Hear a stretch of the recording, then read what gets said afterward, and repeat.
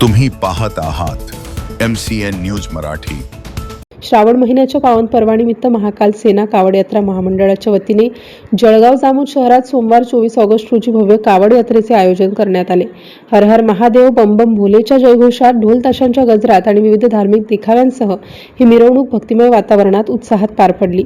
ओंकारेश्वर येथून नर्मदा नदीचे पवित्र जल आणण्यासाठी सुमारे 40 शिवभक्तांनी तब्बल 190 किलोमीटरचा पायी प्रवास केला। शहरात आगमन झाल्यानंतर पवित्र नर्मदा जलासह कावड मिरवणूक काढण्यात आली। जामोद रोडवरील भगवान निळकंठेश्वर मंदिरात नर्मदा जलाने भगवान महादेवाचा विधिवत जलाभिषेक करण्यात आला।